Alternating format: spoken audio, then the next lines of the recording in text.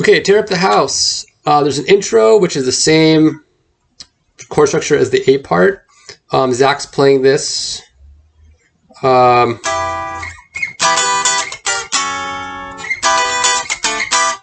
It's all kind of minor. This is, I guess I should say, this is in E minor or E pentatonic scale.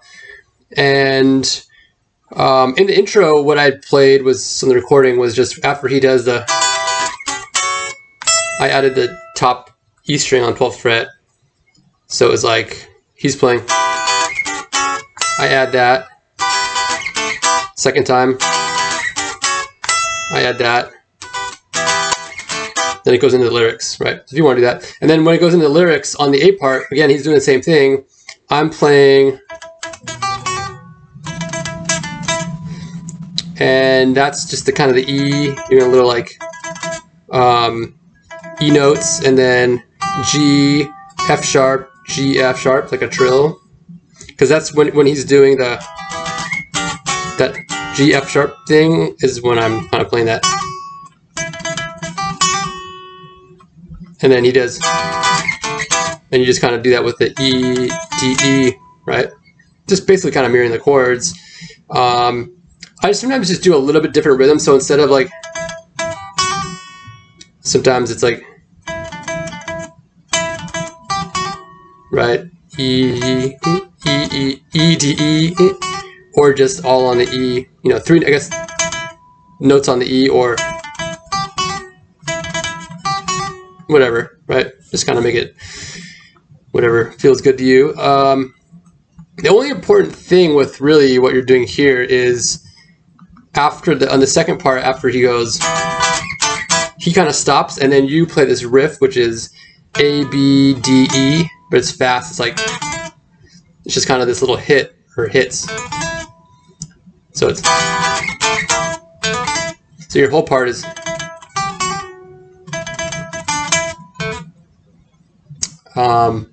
sorry. There's it. So I was like, trying to figure out where it was. Yeah. So after the D, E, D, E, then it's the, right there. And the second part of it is the same first part, and then you just play E, F sharp, G, A, G, F sharp. And he's playing that too, so it'll just double him.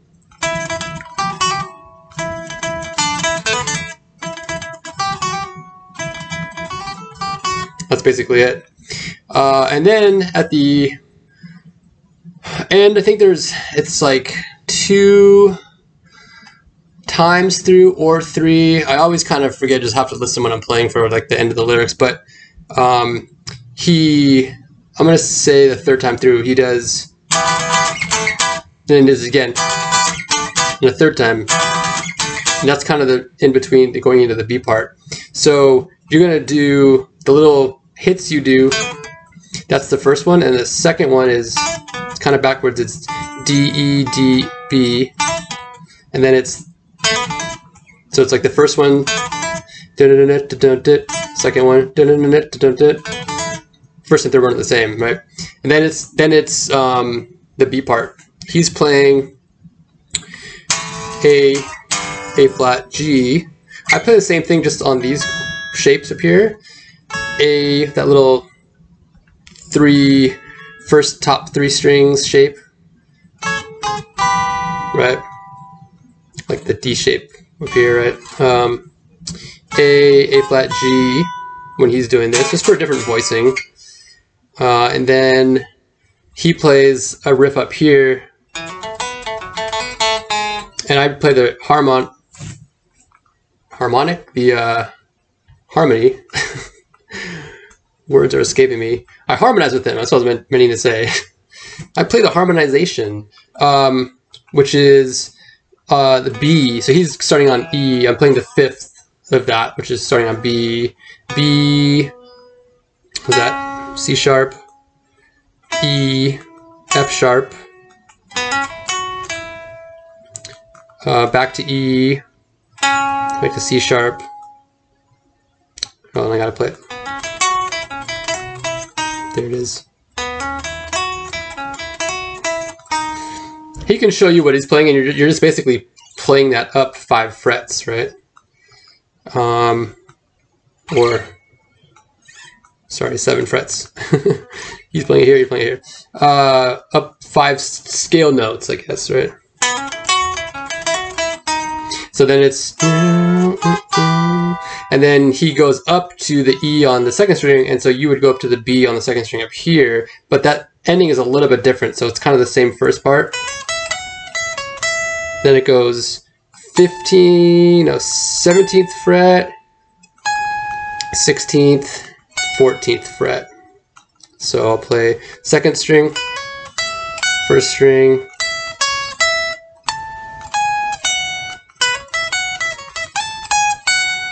and he's just playing that thing up here.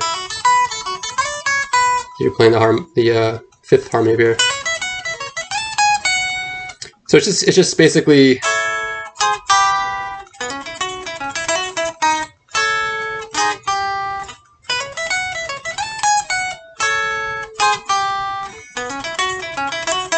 the fourth time, then you do this. So you do B. I'm playing the top 3 strings of a B major chord, sliding up to C and then back, right? So just these.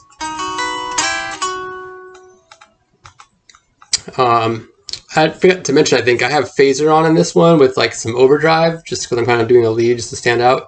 And it kind of sounds cool with that because it's kind of chunky, just kind of a cool segue back into the A part you'll hear on the recording. So just a couple weird things with like timing and transitions where as you play you'll just kind of get the feel. And then the A part is the same again, and then the second B part, as it says here, is a little bit different because the ending where you did that in the first one, you keep going on the second one. So after that you just slide up to D and then E, and then I play, instead of going up to the G up here, which you could definitely do, I just play it here with that shape here, G, A, F sharp, right? So I'll play that after the second B part, when you do like,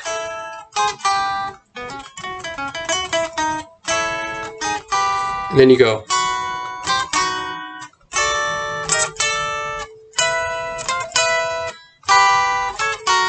Right? So you do that twice. The third time I kick on the fast phaser. It sounds kind of cool, and then it's just kind of like the fast thing. And then that last one, the G, A, F sharp, you do 3 times. So it's, and Apoorva is singing, except in my mind. He's repeating, except in my mind, so you'll hear it.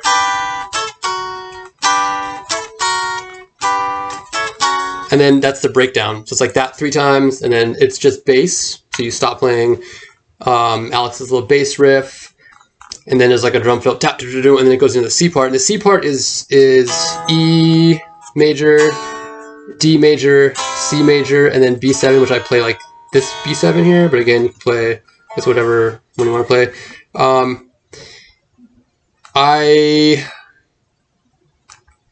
Okay, so as it says here, I'm just looking at my notes. 6 times. The first 4, it's kind of this rhythm like this.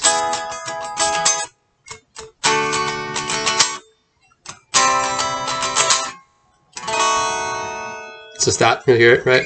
So it's just kind of strumming and then, so Zach's doing a riff kind of this time, and then during this part, and then he kind of moves up towards the end. So the last 2 I play just like with the E here, the D here, the C, and the B7, like with these chords. Mostly just the top strings. I'm just kind of strumming them, so I'm just doing maybe some picking like that. And then here because in his riff there's kind of a B and C thing at the end.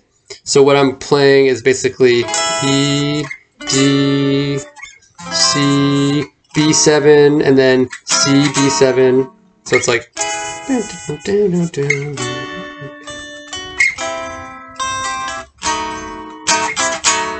you'll hear it. It's kind of cool to add that in, just a little different thing. And then he does that riff over that thing twice, and then Apoorva starts singing, and then I stop playing. I let her sing her first line. She sings 4 times through. You'll hear, I think on the second time through, I kind of just come in with like overdrive or fuzz. I'm just kind of outlining the notes. So E, D, C, B, D, C, B. So just kind of maybe doing that with maybe some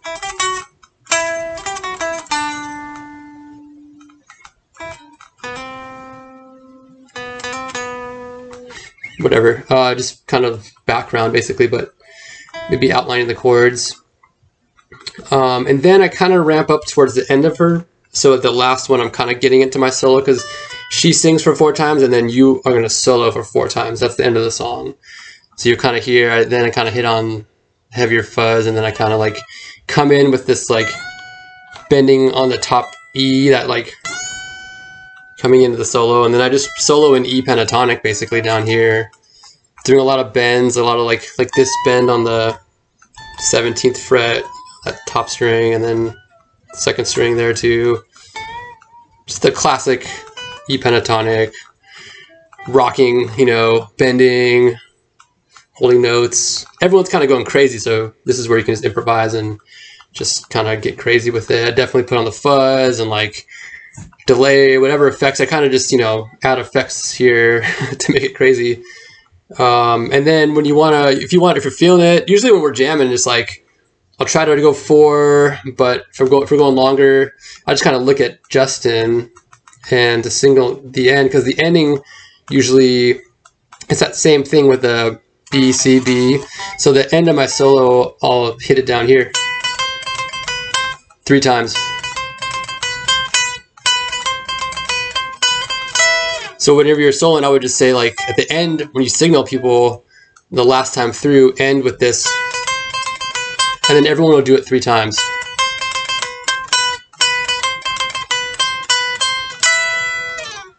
That's basically how we usually end it. But again, when you guys play, you can kind of get the feel and figure it out. So yeah, hope that helps. I don't think I left anything too important out, but it's always a possibility. So let me know if you have any questions. All right. Peace.